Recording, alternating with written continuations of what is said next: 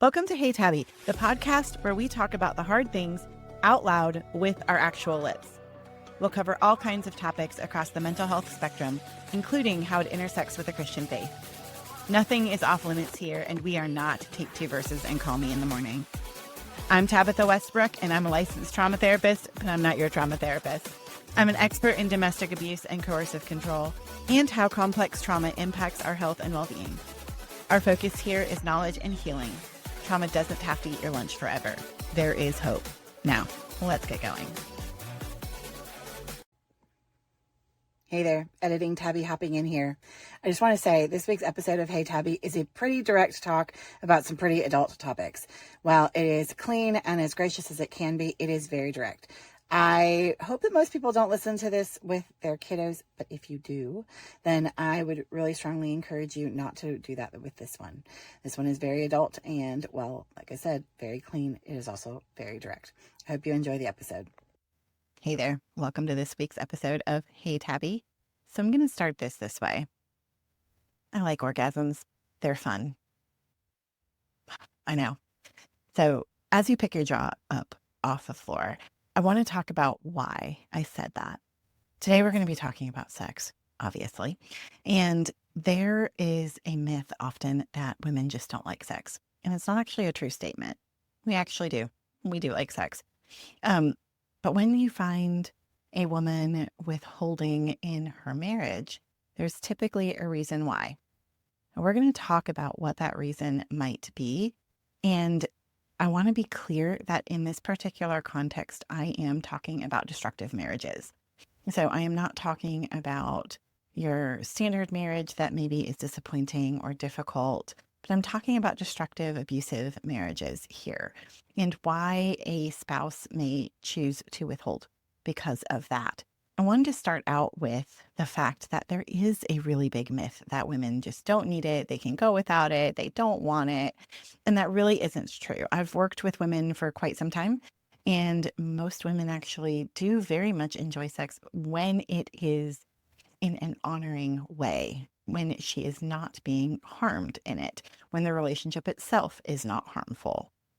And those are things that I don't think that we think about. So we're really going to dig in together and look at some of these dynamics, look at what might be going on in this situation and why we might find someone saying, hey, this isn't for me right now.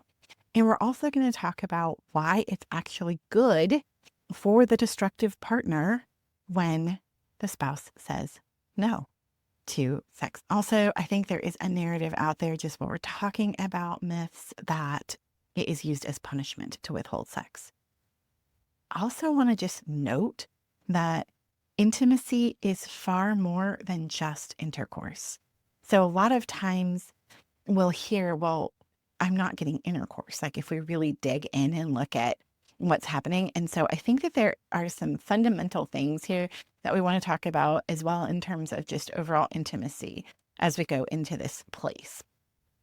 So the whole purpose here is to empower folks who are listening and to do some educating on the fact that sometimes saying no to physical intimacy with your partner is actually an act of self-care, both for you and for your partner. And I know that that might seem a little bit trippy and really hard to come to grips with, but we're going to break it down a little bit together. I want to remind you that in destructive and abusive relationships, there is a power and control dynamic that is taking place. So when you have a partner who is exerting power and control over their spouse, there's a lot going on there. It's extremely destructive. If you need to go back to episode 1, where we talk about the term narcissistic abuse and why coercive control is a better term for this, to understand a little bit more about the dynamics at hand.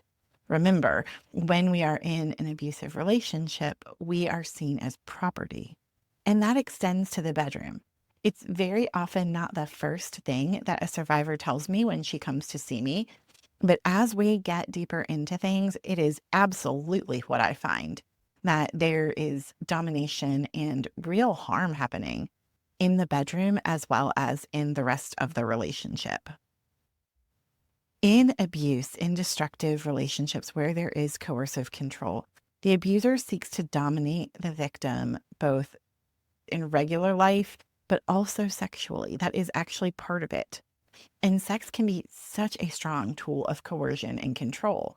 Some of the things that I have heard from my survivors will curl your toes in terms of what was required of them, what happened to them. If you want to know more about that, I do have a book coming on the 1st of April of 2025. So depending on when you're listening to this, it might be out and it might not be yet. But the book is called Body and Soul, Healed and Whole. And we talk about this and talk about how it just deeply harms survivors when sexual coercion and control and abuse is part of their relationship. Also, really want to dispel that myth that we've already kind of touched on about refusal is not about holding power over the abuser. I hear that sometimes. Well, she really does have power because she's refusing sex. And so look at all that power. And that is not a power play most of the time. Now, are we going to find an exception? Of course, probably somewhere. We'll probably find something. But generally speaking, in a destructive relationship, one where there is that coercive control, this isn't a power move. This is a protective move, right? She's saying no because whatever is happening is so bad. We also have to remember that in an abusive relationship, the power and control is held by the abuser. So even if there's some level of reaction from the victim, that doesn't give them power. The person who still holds all the cards is the abuser themselves. So if you are another therapist listening to this, or a pastor, or in ministry, and you're like, how do I know? Look for power and control. Who really is holding the cards in all of the dimensions? Don't just look in the bedroom, because a lot of times I think pastors in particular hear, well, I'm being neglected in this way, and nobody asks why. Tell me what's going on. Tell me about your relationship. How are you treating your spouse? What does that look like? And those are some questions that I would really encourage you to ask if you are in a ministry context, as opposed to, well, I mean, you shouldn't be withholding from your husband. I promise you, most women would rather not. They'd rather enjoy a beautiful and full sexual relationship with their spouse. But if they're being harmed, then that certainly is not going to happen. If you would like some more information on like women's true views on sex, Sheila Gregoire's The Great Sex Rescue is fantastic for that. And I really encourage you to look at that. She quite the enormous research sample, which was about 20,000 respondents, which for survey research is incredibly robust, I will have you to know. So that is a place where you can really start diving in and going, oh, what was my understanding of that? And maybe it's not been, an accurate one for you. I already mentioned this, and I want to dive a little bit deeper, that refusing to enter into a destructive sexual relationship that is abusive is actually a really big kindness to the abuser. And I know I've already talked about orgasms being fun. You are probably already passed out from this, but I do want to note that boundaries are so helpful in having people go, wait a second, what's going on here? It really disrupts that unhealthy pattern and gives the abuser the opportunity, if they choose to take it, to look at their behavior and go, what's happening? Why am I in this place? Why is my spouse saying no to me right now? Why is it that they are not comfortable in this place? Those are great. It also disrupts the objectification of the wife, honestly. This is something that I see a lot. It's often fueled by pornography. We will talk at length at some point about pornography. If I started that here, we'd be here a very long time. So we're going to have to table that one, but we're coming to it for sure. But that is something that is ingrained often in abusive individuals. Now, remembering that I work with both destructive men and survivors of domestic abuse. So I do both. And the entitlement that I see in abusive individuals is very high. Like, this challenges that. You aren't entitled to someone else's body for your pleasure. They are a human being made in the image and likeness of the living God. They are not just essentially a living blow-up doll. And a lot of times that is how abusers treat their spouses in the bedroom. And that's not okay. And so withholding makes them go, I wonder what's going on here. If they'll choose to take that. They may not choose to take that invitation to look at themselves, but it does give the opportunity, and that's really important. It also says, hey, I am a person made in the image of the living God, and I expect to be treated as such. That's a really big gift to an abusive individual. They may not see it as a gift, right? Oftentimes when we set boundaries, the people that need them the most like them the least, but that doesn't mean we don't do it anyway. It's also a kindness to the victim. It protects their physical and emotional boundaries. Some of the things that my clients have been asked to do or forced into are horrendous. Now, because I do not want this to have a completely explicit rating to it on the podcast platforms, I will spare you the details. And if you've been a victim, you probably already have your own. And it can be horrible. So saying no is actually really protective. Sex under coercion or fear deepens trauma.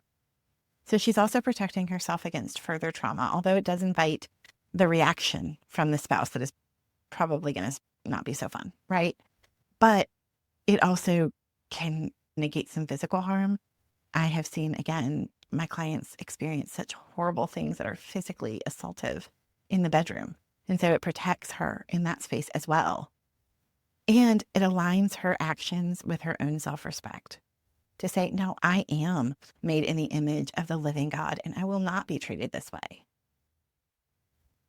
So even though it may feel uncomfortable to someone who is destructive, these boundaries and saying no is actually really helpful.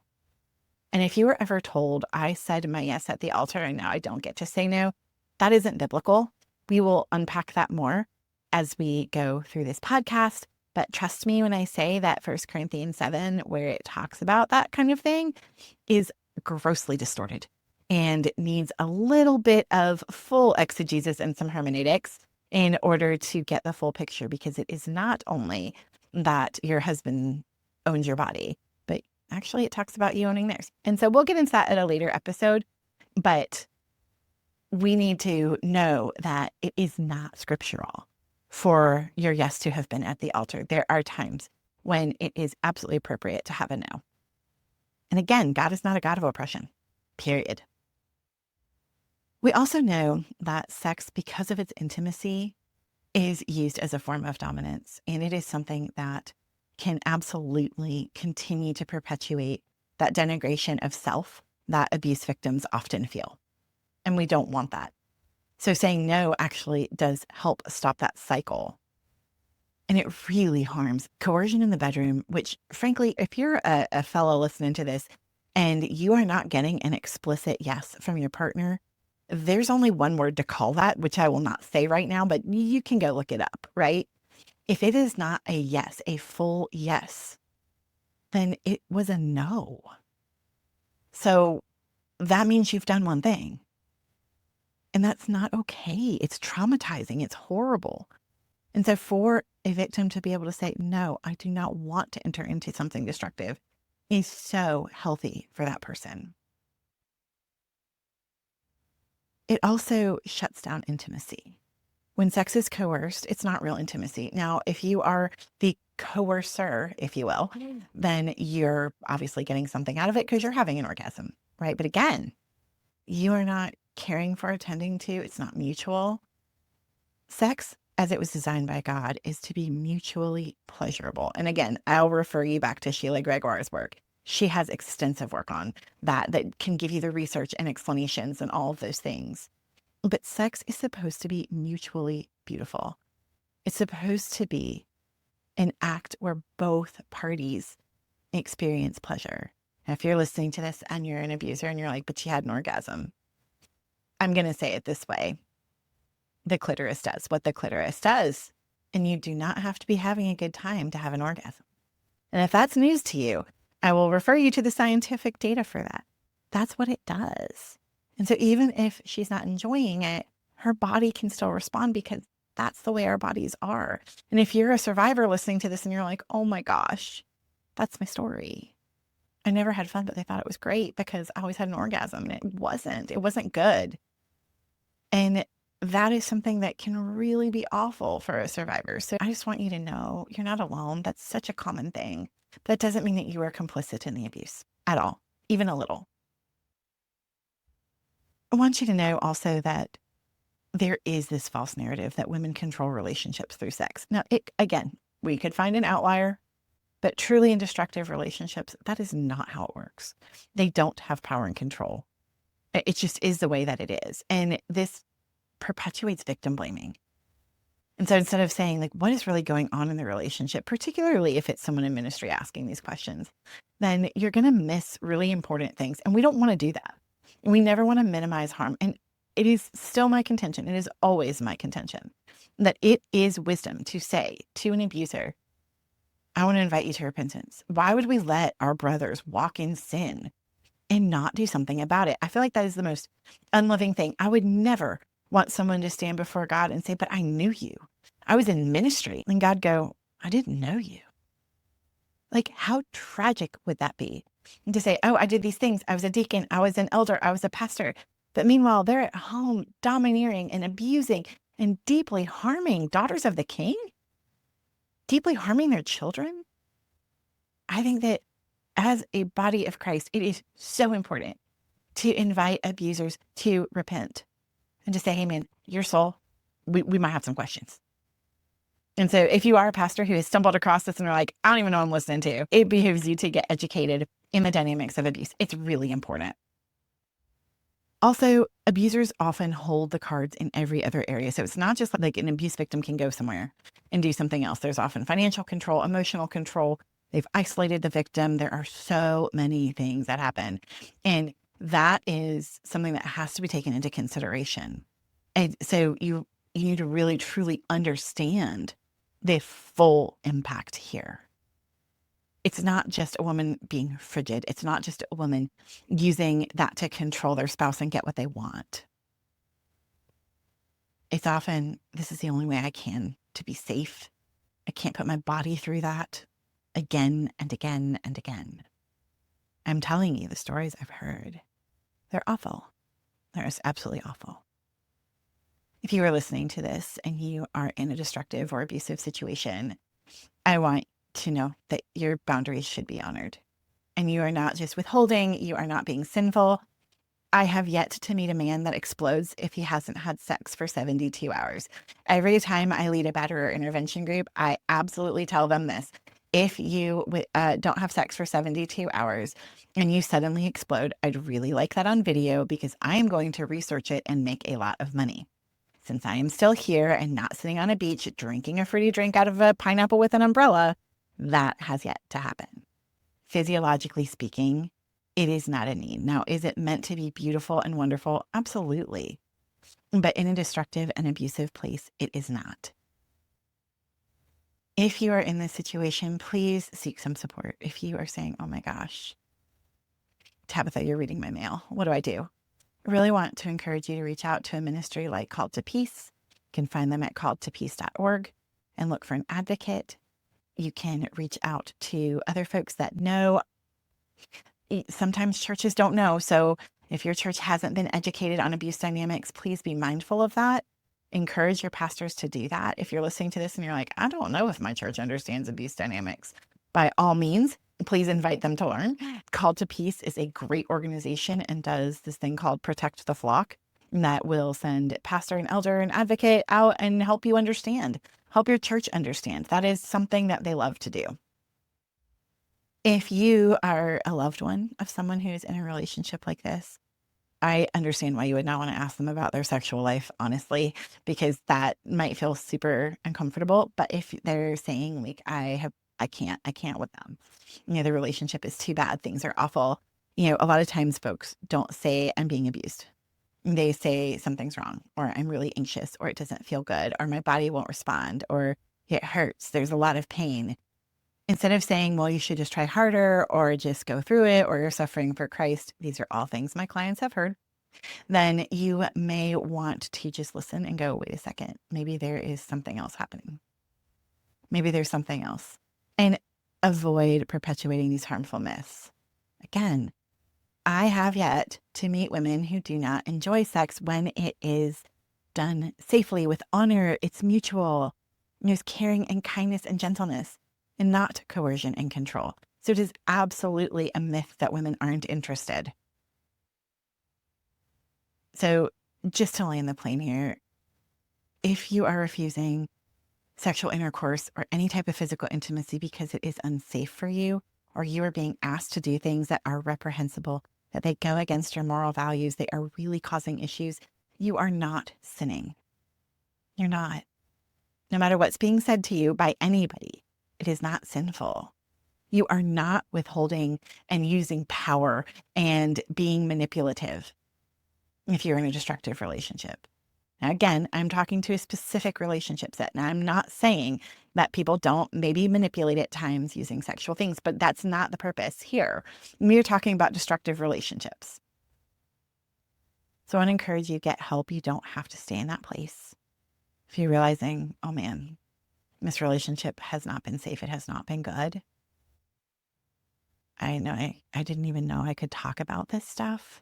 This is really hard for Christian women. It is why I wrote the book, that there just isn't enough discussion in the church about healthy sexuality for women and what it's like to try to recover from abuse and recover your sexuality. Then, I really hope that this starts the conversation for you. If I can be of service, please let me know. We have resources here at our practice. I can definitely point you in the right direction for a lot of things. If you are listening and going, oh man, I know somebody that fits into this, please share this episode with them. You're not alone. You're not wicked. You're not being a sinful, terrible wife by not having sex with someone who's hurting you and harming you and abusing you. You do not have to say yes to things that are harmful. No is a completely valid answer, and God is not mad. I want to thank you for listening to Hey Tabi. I know this episode is probably a little bit triggering for some people and a little bit heavy, but I'm glad that you were here. Thank you for joining me today. If you have any questions, please reach out. I'm happy to help where I can or get you pointed in the right direction. Thank you for listening, and I will see you here next week. Thanks for joining me for today's episode of Hey Tabi. If you're looking for a resource that I mentioned in the show and you want to check out the show notes, head on over to tabithawestbrook.com/Hey Tabi. That's HEYTABI, and you can grab it there. I look forward to seeing you next time.